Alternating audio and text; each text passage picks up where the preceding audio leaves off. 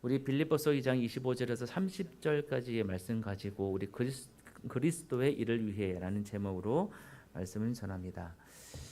우리 지금 우리 그 주일학교 친구들이 우리 지금 6월 달에는 사람과 교회라는 주제로 이제 계속 알아보고 있었어요. 사람과 교회는 이제 무엇이냐면 성부, 성자, 성령 우리 우리 삼위 하나님의 통해서 받은 그 소명을 알고 그 소명을 이뤄갔던 사람 그리고 이뤄갔던 교회 이런 것들을 계속 쭉 알아보고 있는 중이었는데 오늘 우리 성도들에게도 그것들을 한번 전해보면 좋겠다 이런 마음을 주셔서 이 말씀을 전하게 되었습니다.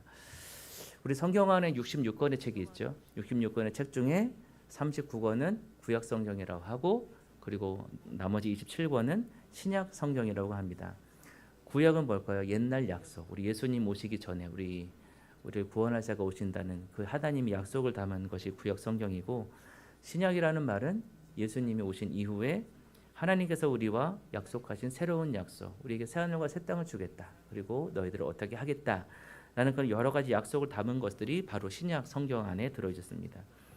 그 약속 중에 하나가 뭘까요, 여러분? 그 약속 중에 하나가 바로 우리가 성령으로 거듭난 사람이 된다는 겁니다.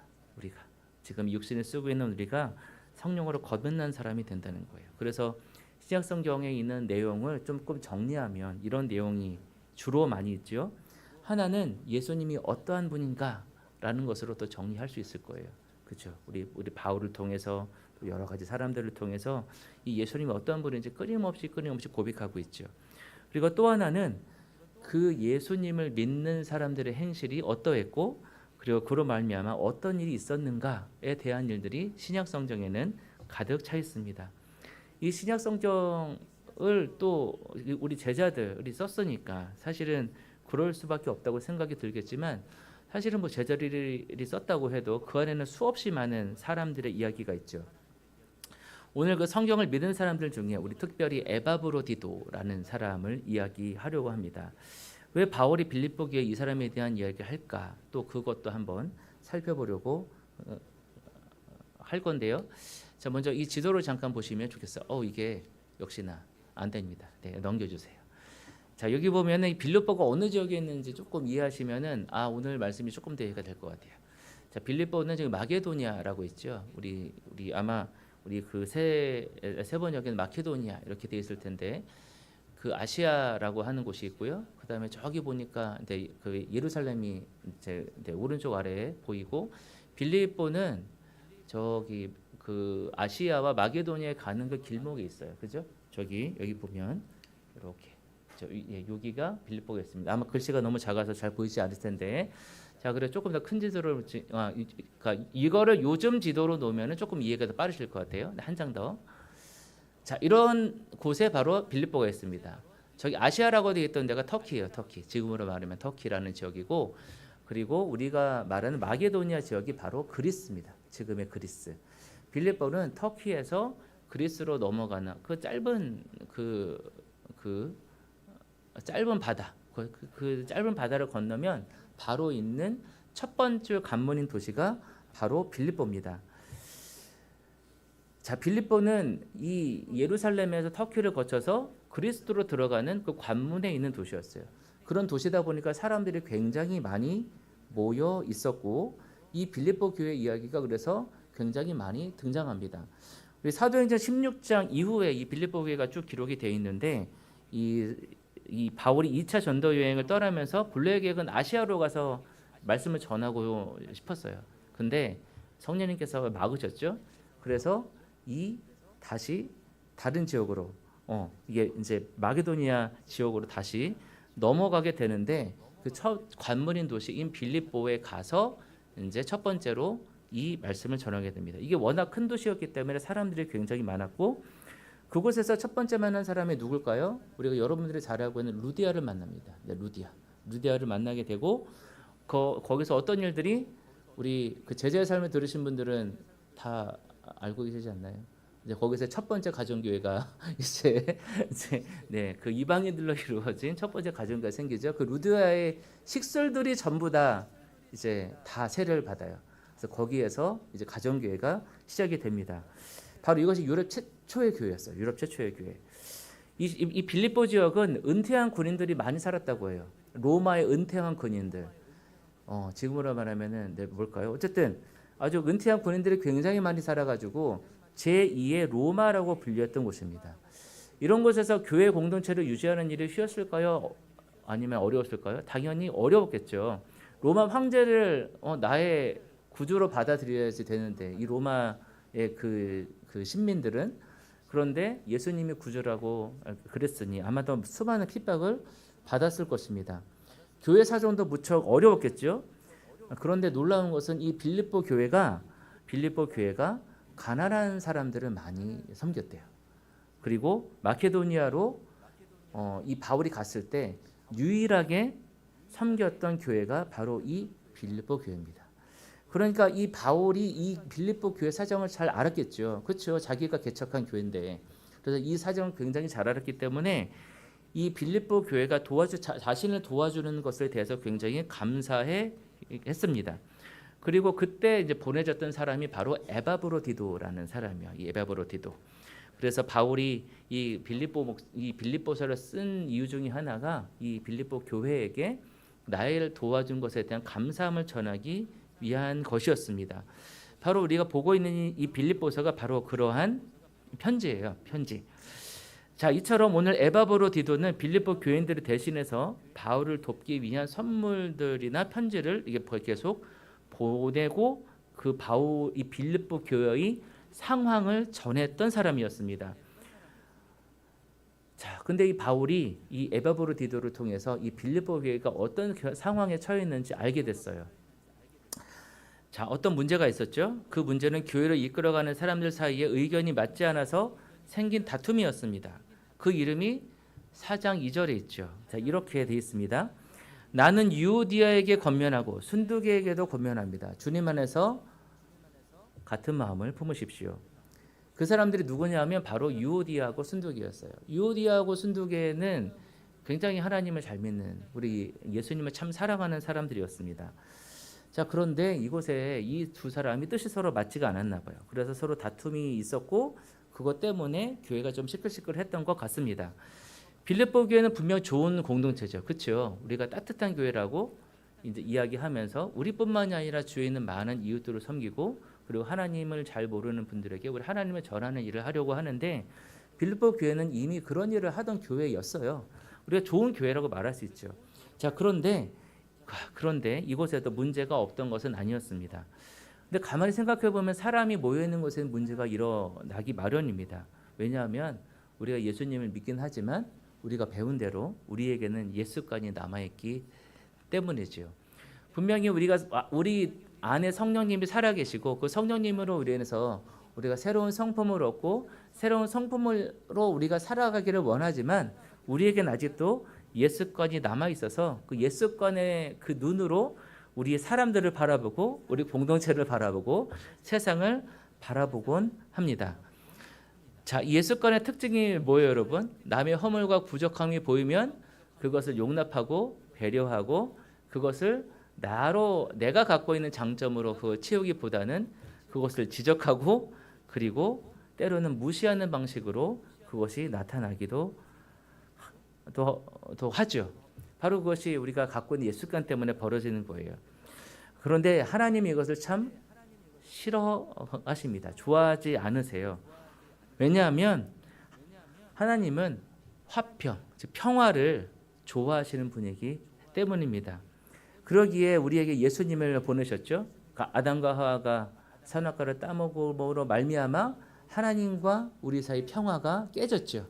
그래서 그 평화를 다시금 회복하시기 위해서 우리 하나님께서 보내셨고, 그래서 예수님의 다른 이름이 바로 평화의 왕입니다. 평화의 왕. 하나님은 우리와의 화평을 주기 위해서 우리 주님을 보내셨는데, 우리 주님은 우리 사람과 사람 사이에도 화평을 원한다고 성경을 통해서 끊임없이 말씀하십니다.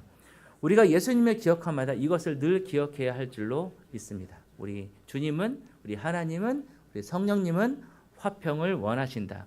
우리가 그것을 위해서 끝없이 노력을 해야지 되겠죠. 바울은 이런 문제가 있었던 빌립보 교회에 답을 주죠. 그렇죠? 문제가 분명히 있으니 너희들이 이렇게 쓰면 좋겠다라고 답을 줍니다. 빌립보서 2장 5절에 그 답이 있습니다. 우리 한번 고백해 볼까요? 2장 5절 우리 한번 다 같이 고백해 보겠습니다. 우리 책을 우리 성경이 있으신 분들은 성경을 보면 아마 여러분들이 다 암송하고 계신 것일 겁니다. 여러분 안에 이 마음을 품으십시오. 그것은 곧 예수 그리스도의 마음이기도 합니다. 우리 한 번 더 고백할까요? 준비 시작. 여러분 안에 이 마음을 품으십시오. 그것은 곧 예수 그리스도의 마음이기도 합니다. 네, 그렇습니다. 이것이 바로 우리 바울의 답이었어요. 그리고 나서 바울은 그 예수님이 어떤 분인지 아주 명확하게 설명하죠. 그리고 예수님처럼 살아간 두 명의 사람을 예로 들어주면서 이 그리스도의 마음이 어떤 것인지 설명합니다. 먼저 바울이 예수님에 대해서 이렇게 설명하죠. 우리 2장 6절에서 8절을 한번 보도록 하겠습니다. 우리 한번 다 같이 한번 고백했으면 좋겠습니다. 우리 하늘문 교회 성도들도 우리 누군가가 우리 예수 그리스도님이 누구세요라고 이야기 물어본다면 이렇게 설명했으면 좋겠습니다. 우리 한번 다 같이 한번 고백할까요? 준비 시작. 그는 하나님의 모습을 지니셨으나 하나님과 동등함을 당연하게 생각하지 않으시고 오히려 자기를 비워서 종의 모습을 취하시고 사람과 같이 되셨습니다. 그는 사람의 모양으로 나타나셔서 자기를 낮추시고 죽기까지 순종하셨으니 곧 십자가에 죽기까지 하셨습니다. 아멘. 자, 우리 성도분 한 사람 한 사람은 이 예수님을 믿으십니까? 이 예수님을 믿으십니까? 자, 우리가 이 예수님을 믿는다면 이렇게 설명할 수 있어야지 된다고 생각합니다. 자, 그리고 이걸 한번 우리말로 한번 해볼까요? 우리 예수님 모르는 분한테 그는 하나님의 모습으로 지니셨으나 동등함을 당연하게 생각하지 않으시고 이렇게 설명하면 굉장히 알아듣기 보기 어렵겠죠. 아마도 이렇게 설명할 수가 있을 것 같아요. 예수님은 하나님이세요. 그리고 그 하나님처럼 말씀으로 창조하실 수도 있고 하나님처럼 영원히 사실 수도 있고 그리고 하나님처럼 한번 마음 먹으신 것은 절대 변하지 않으세요. 그런데 그 능력을 자신을 위해서 사용하지 않으셨어요. 다른 사람을 위해서 사용하신 분이 바로 예수님이십니다. 하나님이신 그분이 남을 섬기기 위해 사람으로 태어나 완전한 인간이 되셨고 종이 되셨어요. 예수님은 자기 자신이 십자가에서 죽는 것이 자기만의 죽음으로 끝나는 것이 아니라 다른 사람들을 유익하게 만드는 일이라는 사실을 알고 계신 분이셨어요. 그래서 예수님은 결코 자신의 명예와 권리와 자신의 이익을 위해서 싸우지 않으시고 오히려 다른 사람들의 명예와 권리와 이익을 위해서 힘쓰셨어요. 또 그걸 위해서 목숨까지 내놓은 분이에요. 바로 이분이 예수 그리스도십니다. 그리고 나서 이 바울은 이 예수님의 마음, 이 예수님이 하신 일들을 드러내는 그 사람들을 말해주죠. 바로 오늘 본문에 나오는 오늘 두 사람이 있습니다. 하나는 디모데 그리고 오늘 본문에 에바브로디도. 자, 그럼 우리가 이제 조금씩 궁금해져야 돼요. 그렇죠? 과연 에바브로디도가 어떻게 살았길래 예수님의 마음을 품은 사람이라고 하는가를 한번 살펴보도록 하겠습니다. 오늘 본문 25절을 한번 다 같이 한번 볼게요. 자, 25절 2장 25절 우리 다 같이 한번 고백합니다. 준비 시작. 그러나 나는 내 형제요 동역자요 전우요 여러분의 사신이요 내가 쓸 것을 공급한 일꾼인 에바브로디도를 여러분에게 보내야 할 필요가 있다고 생각하였습니다. 아멘. 성경을 잘 보면 어떤 한 사람 한 사람을 하나님이 어떻게 생각하셨는지에 대한 이야기가 나오죠. 그것을 다른 사람의 눈을 통해서 하나님께서 말씀하십니다. 그러면 우리가 그것을 볼 때마다 우리가 생각해야 될 것은 우리 지금 바울이 에바브로디도를 이렇게 생각하는구나 라고 생각할 것이 아니라 하나님께서 지금 이 에바브로디도를 어떻게 생각하시는지 한번 생각해 보기를 원합니다. 그 평가를 통해서 우리는 뭐를 알 수가 있을까요? 그 사람에 대한 평가만 알 수 있을까요? 아니요. 그 사람의 평가를 통해서 하나님이 우리를 어떻게 바라보시는지에 대한 마음을 조금은 알 수 있습니다. 그리고 어떤 사람을 하나님께서 좋아하시는지 그리고 하나님께서 싫어하시는 것이 무엇인지 우리는 그것을 알 수 있죠. 우리가 방금 전에 읽은 것은 바로 에바브로디도에 대한 하나님의 생각이죠. 자, 빌립보 교인들은 바울을 돕고 싶었지만 바울이 너무 멀리 있었기 때문에 도울 수가 없었습니다. 그러니까 직접적으로 돕고 싶어도 도울 수가 없었죠. 그래서 빌립보 교회 대표로 바로 이 에바브로디도를 보냈죠. 그리고 이 에바브로디도는 빌립보 교회를 대표해서 이 바울을 도우러 온 사람입니다. 그런데 그 도우러 온 목적이 자신의 명예나 권리나 이익을 위해서 바울에게 온 것이 아니었어요. 바울을 돕고 싶어하는 빌립보 교인들과 하나님의 일을 하는 바울을 돕기 위해서 온 것입니다. 그러니까 바울을 위해서 온 것이죠. 이런 에바브로디도를 바울은 이렇게 소개하죠. 내 형제. 그렇죠. 내 형제도 사실 그렇게 하지 못할 거예요. 내 형제 그리고 동역자 전우라고 말합니다. 동역자가 뭐죠, 여러분?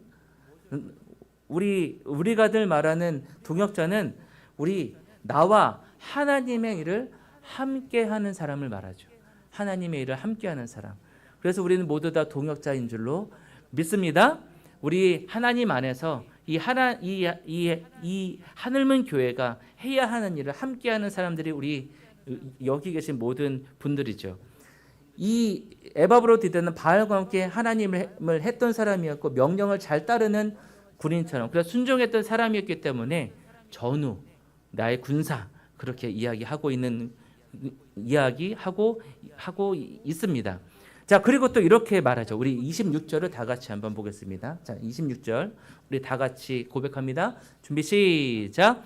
그는 여러분 모두를 그리하고 있을 뿐만 아니라 자기가 병을 앓았다는 소식을 여러분이 들었기 때문에 몹시 걱정하고 있었습니다. 자, 여기서 그는 누굴까요? 바로 에바브로디도죠. 그는 죽을 정도로 너무너무 아팠나 봐요. 그럼에도 불구하고 자신이 걸린 병 때문에 나를 걱정한 것이 아니고 자기가 아파라는 소식을 들은 빌립보 교회 사람들이 자기 때문에 걱정하는 것을 더 많이 걱정한 사람이었습니다. 아마도 이 사람은 다른 사람의 처지를 잘 살펴주고 배려도 잘하고 그래 공감 능력이 아주 뛰어난 사람이었던 것 같아요. 그래서 다른 사람의 그 아픔을 나의 아픔처럼 생각하고 그렇게 잘 도왔기 때문에 아마도 많은 사람들이 이 사람을 좋아하고 그리고 그래서 이 교회 대표로 갔다 온 것 같습니다. 이 에바브로디도는 바로 그런 사람이었죠. 그리고 30절을 보니까 바울이 에바브로디도를 이렇게 말합니다. 우리 다 같이 한번 고백해 볼까요? 준비 시작. 그는 그리스도의 일로 거의 죽을 뻔하였고 나를 위해서 여러분이 다하지 못한 봉사를 채우려고 자기 목숨을 아끼지 않은 사람이기 때문입니다. 그랬습니다. 자, 이 에바브로디도가 어떤 마음으로 했냐 하면은 우리 예수님처럼 자기 목숨을 아끼지 않을 정도로 그렇게 공동체를 위해서 다른 사람을 위해서 최선을 다했던 사람이었어요. 그래서 우리를 위해서 하나님이 할 수 있는 모든 일을 할 수 있음에도 사람으로 오셔서 자기 자신으로 다른 사람을 위해서 십자가에서 죽으셨던 그 예수 그리스도처럼 나의 행복을 추구하지 않고 다른 사람의 행복을 위해서 자신의 모든 것을 바친 사람이 바로 이 에바브로디도였습니다. 이 에바브로디도의 이 삶을 한마디로 바울이 어떻게 정의했다고요? 바로 예수님의 마음을 품은 사람이었습니다. 자, 바로 우리 바울이 처음에 우리 2장 6절에서 8절에서 말했던 그 예수님의 모습을 생생하게 보여주는 사람이 바로 이 에바브로디도였어요. 자, 근데 여러분, 우리 한번 생각해 봅시다. 우리 사랑하는 성도 여러분, 이 성경에서 이 에바브로디도를 기억하는 것은 그가 위대하고 큰 일, 또 거룩한 일을 해서가 아닙니다. 그가 했던 일들을 혹시 뭔지 기억하고 계십니까? 성경이 그것을 말하고 있습니까? 교회가 2000년이 넘도록 우리 이 에바브로디도를 기억하는 이유는요. 감옥에 있는 바울에게 전달해야 할 편지와 선물을 가지고 가는 그 자그마한 임무를 예수님의 마음을 품고 성실하게 그리고 신실하게 해내었기 때문입니다. 그리고 하나님을 위해서라면, 다른 사람의 행복을 위해서라면 아주 먼 길도, 고향에 대한 그리움도 마다하지 않았고요. 자신의 행복이나 이익보다는 하나님과 살아가는 형제들의 행복을 위해 최선을 다했습니다. 그리고 감옥에 있는 바울의 표현에 의하면 자기 생명을 바치며 최선을 다해서 도운 사람이 바로 이 에바브로 디도였습니다. 물론 그 일은 로마 전역에 있는, 또는 유럽에 있는 이 그리스도인들이 다 알지는 못했겠지요. 그러나 중요한 것은 하나님은 아셨습니다. 그가 무슨 일을 했는지 하나님은 알고 계셨습니다. 자, 여기서 최선을 다했다고 했죠. 최선을 다했다. 이 최선이라는 말이 성경에 나오는 우리 그 히브리 말로 무엇인지 아십니까? 바로 헤세드라고 합니다. 헤세드. 헤세드는 성경에서 변함없음, 충성이라는 의미로 사용되고 있죠. 근데 이 헤세드라는 말은요, 본래는 하나님한테만 쓰는 말이에요. 하나님에게만 쓰는 말이 이 헤세드입니다. 그리고 이 헤세드는 하나님의 성품에 빼놓을 수 없는 아주 중요한 말이죠. 아주 중요한 단어입니다. 그런데 이 헤세드라는 말을 사람에게도 사용한 적이 있죠. 그리고 이 헤세드의 또 다른 의미가 무엇인지 아십니까? 아까 전에 이야기했던 변함없음, 충성, 그리고 또 하나는 무엇이냐면요, 바로 헌신입니다. 헌신. 헤세드의 또 다른 의미가 바로 헌신이에요. 하나님의 성품을 말하는 헤세드에 헌신이라는 말이 있다는 게 놀랍지 않으십니까? 하나님은 누구에게 헌신하실까요? 바로 우리를 향하여 헌신하십니다. 하나님의 헤세드는요, 변함이 없고요, 충성되고요, 그리고 최선을 다하시고요, 그리고 오늘 헌신의 모습으로 나타납니다. 그 모습을 보여주었던 것이 바로 오늘 누구라고요? 바로 에바브로 디도라고요. 하나님께서는 오늘 우리가 하나님의 성품을 품고 이 세상에 살아가면서 하나님 나라가 확장되어 가기를 원하십니다. 우리가 옛 성품을 그대로 가지고 있다면 하나님의 나라는 우리를 통하여 확장되어 갈 수가 없죠. 우리가 하나님께서 부어주신 성령으로 말미암아 새로운 성품을 갖게 되었을 때 하나님께서는 그것을 사용하시어 우리 나의 주변으로 하나님 나라를 확장하시는 줄 믿습니다. 그리고 곧 그것이 우리의 사명이죠. 복음을 가지고, 그 복음을 가지고 우리 하나님 나라를 확장하는 것, 그것이 우리의 사명인 줄 믿습니다. 자, 그런데 이 하나님 나라를 확장하는데 누구 한 사람으로 확장되어 가는 것이 아니죠. 오늘 우리가 봤던 이 성경이 그것을 증거합니다. 이 바울이 보낸 이 편지가 누구 한 사람의 보낸 편지가 아니라는 것을 기억하시기 바랍니다. 바울을 통해 확장된 이 하나님의 나라도 바울 한 사람의 힘만 가지고 열매까지 간 것이 아니죠. 자기의 목숨을 아끼지 않고 바울의 전도 사역에 그와 함께 헌신한 일꾼들, 그 일꾼들이 항상 옆에서 도왔기 때문에 바울이 전한 복음이 열매를 맺게 된 것입니다. 우리 공동체가 이 오늘 성경의 이 말씀처럼 그렇게 함께 힘써 그렇게 해야 할 줄로 믿습니다. 오늘 말씀을 통해서 우리가 기억하기를 원합니다. 헌신이라고 하는 말, 자기의 만족을 위해서, 자기의 행복을 위해서, 자기네 그 이익을 위해서 쓰는 말이 절대로 아닙니다. 성경에서는 그렇게 썼던 적이 단 한 번도 없습니다. 자신보다는 하나님과 다른 사람의 행복과 이익을 위해서 최선을 다하고 일하고 노력할 때 쓰는 말이 헌신이지요. 하나님이 왜 우리에게 헌신하실까요? 우리 자녀를 둔 부모들은 이 마음이 어떤 마음인지 잘 알고 계실 줄 믿습니다. 하나님이 우리에게 헌신하시는 이유가 뭘까요? 이유가 단지 하나밖에 없죠. 내 자녀니까. 내가 사랑하니까, 내가 낳은 자식이니까 그를 사랑하고 그를 위해서 헌신할 수밖에 없죠. 이 마음을 꼭 기억하시기를 원합니다. 이 헌신이라는 마음이 나만이 아니라 내 가족만이 아니라 우리 공동체를 향하여 사용하시기를 원합니다. 우리 에바브로 디도의 이 사례처럼 하나님 앞에 큰 일, 작은 일은 없습니다. 우리 교회에서 청소하는 그 일, 누구 한 사람에게 따뜻한 말을 건네는 일이 하나님께서 기뻐하시는 일이고 우리가 진정 헌신해야 하는 일인 줄 믿습니다. 내가 주어진 일에 그 최선을 다할 때 그 모두가 바로 하나님 나라를 위한 일입니다. 우리가 죽어서 하나님 면전에 이르게 될 때 이 세상에서 얼마나 중요한 일을 해내었는가 하는 것을 묻지 않으세요. 예수님이 우리에게 무엇을 원하실까요? 너는 너에게 주어진 일에 최선을 다했니? 그것을 물으실 것 같아요. 여러분, 그래서 우리 교회가 많으면 좋겠죠. 하지만 여러분 한 사람 한 사람이 하나님의 이름으로, 예수 그리스도 이름으로 최선을 다해서 살아간다면, 그래서 여러분의 헌신으로 말미암아 나의 주변이 하나님 나라가 조금 더 확장된다면 그것만으로도 하나님께서는 우리의 삶을 기쁘게 받아주실 것이라 믿습니다. 바로 그것이 향기로운 예물이에요, 여러분.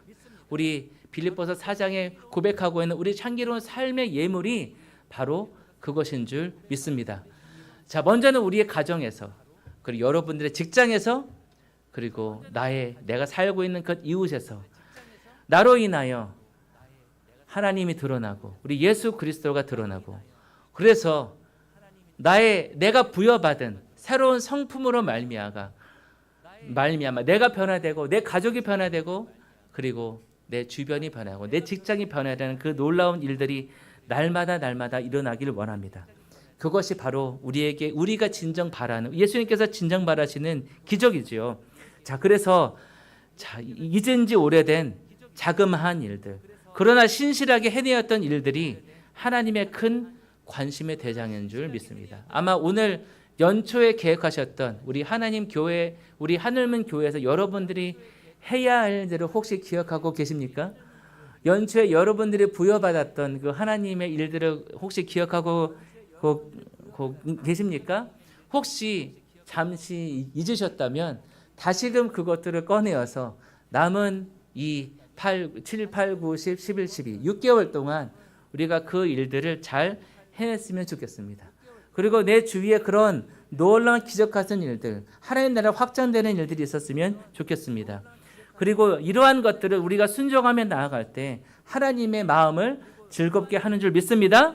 그리고 우리가 나에게 주어진 일들에 대해서 하나님의 뜻을 발견하고 그 일에 헌신하는 그런 예수님의 삶을 담는 성도들 다 되시기를 예수님의 이름으로 축원합니다. 아멘. 자, 그래서 우리가 이렇게 찬양했으면 좋겠습니다. 우리가 이 찬양하실 때에 이 찬양의 가사를